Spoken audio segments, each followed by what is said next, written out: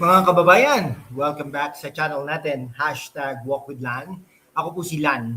At ngayon topic natin, yung viral na sinupalpal moment. By the way, magto 21,000 subscribers na po tayo. Maraming salamat. Dilima, sinupalpal si Robin Padilla. Pikon na pikon si Congresswoman Leila Dilima. Bakit? Kasi tinamaan ng katotohanan. Kung ikaw ay kabataan na galit sa krimen o OFW na gusto ng ligtas ng Pilipinas para sa pamilya mo, ito ay para sa inyo. Manatili kayo hanggang dulo kasi may facts, may history at may membership plugged in. Like muna at subscribe kung pro-truth ka. Let's go! Una, sino nga ba si Senador Robin Hood Padilla? Dating action star yan. Oo, sabihin natin action star ngayon. Pero hindi lang yon, number 1 senator sa 2022 with millions of votes, record breaker, Muslim convert, pro-federalism, pro-Filipino language sa batas, amend rice tarification for farmers, civil service eligibility for contractuals, tough on drugs and crime kasi alam niya yung hirap ng mga Pilipino. Si Congresswoman Leila Dilima naman, former Justice Secretary yan, senador, dating senador, vocal critic ng Duterte drug war. Bakit kaya? Hindi ko po natin alam. Siya yung nag-investigate sa killings, pero may dark side yan. Hindi na po natin babanggitin dito sa ating programa. Okay mga kaibigan alam nyo ba, noong Justice Secretary siya, may mga allegations ng drug trafficking sa Bilibid. Di umano, witnesses, drug lords, pero nangamatay din yung ibang mga drug lords. Sinabi nilang nagbayad sila para proteksyon. May affair allegations with driver Ronnie Dayan. Allegedly lang. At may mga rumors pa. Pero wag na natin banggitin yun. She spent years in detention din. Pero matapang nga babae, acquitted lahat eventually. Pero tanungin natin, bakit maraming retracted witnesses? Bakit ang tagal? Parang selective justice. Ngayon, congresswoman na siya. Senior Deputy Minority Floor Leader. Nako po, Minority Floor Leader pero sinasang-ayunan ng gobyerno. And di po natin alam. Ano ang nagawa niya para sa masa? More criticisms kaysa solutions? Human rights daw? Pero bakit parang selective? EJK ang tawag niya sa drug war. Pero inignore ba niya ang drug victims? Pamilyang nasira ng shabu, kabataan na adik. Human rights for pushers, pero walang human rights para sa mga biktima. Pick one, Kong. Bakit kaya ganun, no? Yung mga nagagahasa, wala bang human rights yung mga yon? Yung mga pulis napapatay at naiiwanan nila ang kanilang mga pamilya, wala bang ano yon? Hindi ko po alam. Dapat yung mga biktima may human rights din. Hindi lang po yung mga nambibiktima, yung mga drug addict na yan, di ba? Okay, ngayon, si Robin naman, straight shooter, hindi natatakot magsalita. Defends Duterte's drug war kasi effective daw against big syndicates. Action hero in real life. Visit detainees, pushes for peace with Muslims. Environment, anti-dynasty vibes sometimes. Okay, mga kaibigan ang dami niyo pong naipapasang mga batas. Bill on lowering age of criminal liability. Dilima against. Sinabi niya, punishes trauma. Pero si Robin, bata na nga ang ginagamit ng sindikato as runners, paano protektahan ang ibang bata? Logical ba? Para sa mga kabataan na talagang inaapi ng lipunan. Ngayon, si Robin pushes federalism for better governance. Less Manila-centric. Para sa mga OFWs, mas maayos na probinsya. Si Robin, galing pelikula, pero totoong aksyon. Si Dilima, galing opisina, puro drama. Dilima calls out Robin on impeachment strategy, not supposed to be obstructionist. Opposes blindly, no principle. Dilima, pikon, kasi tinututulan ni Robin ang selective attacks. Robin sinupalpal ang hypocrisy. Drug war critics like Dilima were in power before. Bakit walang ganun kalakas na aksyon noon? Now, post-acquittal, back to criticizing. Thank you for concern noon, nung hostage. Pero ngayon, clash, politics talaga. Sa inyo, kabataan, huwag magpauto sa drama. Hanapin ang facts. Sa mga OFWs naman, gusto nyo ba ng Pilipinas na safe para umuwi na kayo dito at magtrabaho dito sa bansang Pilipinas? Suporta sa leaders like Robin na pro-law and order, mga kaibigan. Rule of law matters. Tama naman, pero hindi double standard. Truth over feelings, mga kaibigan. Kaya bago po tayo magtapos, pero teka muna, mga kababayan, bakit ba importante ito sa inyo?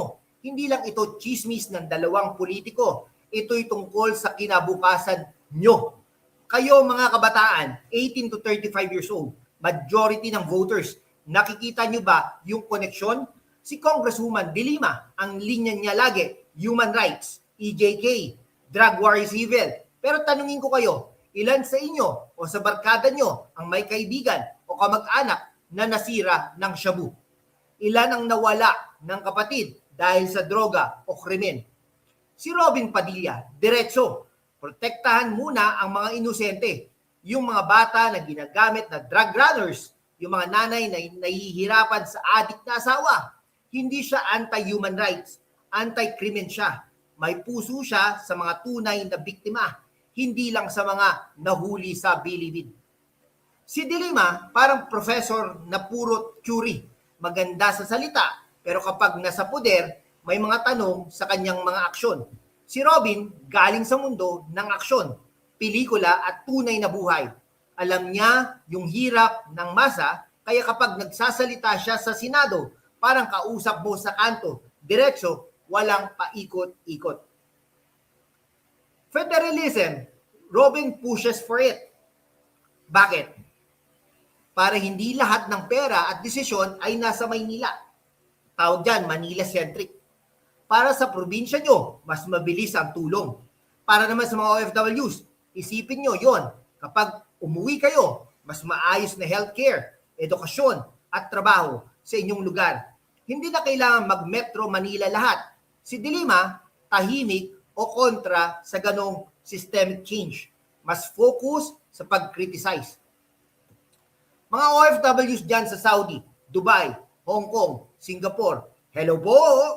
Alam nyo, yung nararamdaman kapag may balita na may Pinoy na na-hold up sa Pilipinas. O anak nyo nasabit sa droga. Gusto nyo bang bumalik sa isang ligtas na Pilipinas? Si Robin ang tipo na lalaban para doon. Si De Lima parang mas worried sa image ng Pilipinas sa international community kaysa sa kaligtasan ng actual na Pilipino. O real talk lang. Kapag may malakas na drug syndicates, sino ang unang nakikinabang? Yung malalaking negosyante ng droga, syempre. Sino ang nawawalan? Yung ordinaryong pamilya. Robin gets that. De Lima's narrative sometimes feels like it protects the wrong people. Ngayon, alam ko may magsasabi, bias ka naman o De Lima acquitted na. Sagot ko dyan, acquitted sa korte, oo. Pero ang tanong ng publiko, hindi nawawala. Bakit ganun karami ang nagsalita laban sa kanya noon? Bakit biglang nag-retract? Political persecution ba talaga o may fire talaga? Si Robin naman, walang corruption cases, walang drug links, except nung mga dati, nung kabataan niya. Consistent sa pagtatanggol sa drug war at sa mga reforma. Hindi siya perpekto. Sino ba? Para at least may aksyon, may prinsipyo at may magsalita kahit hindi popular na elitista. Comment down below.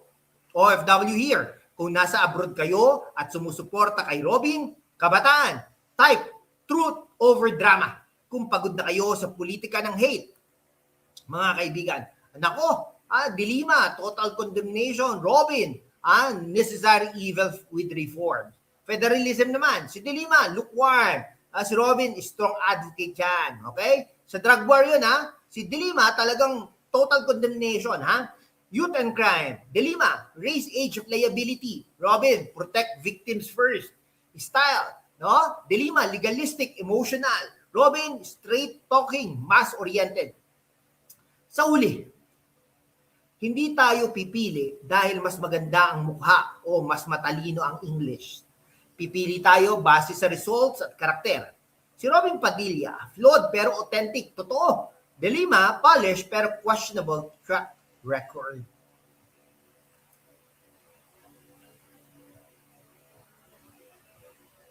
Okay, mga kababayan patapos na po tayo. Sa mundo kung saan ang kasinungalingan ay nangingibabaw, ang katotohanan ang unang sinisikil. Pero kasama kayo, magpapatuloy tayo sa laban, walang takot, walang kinikilingan, at laging handa para sa bayan.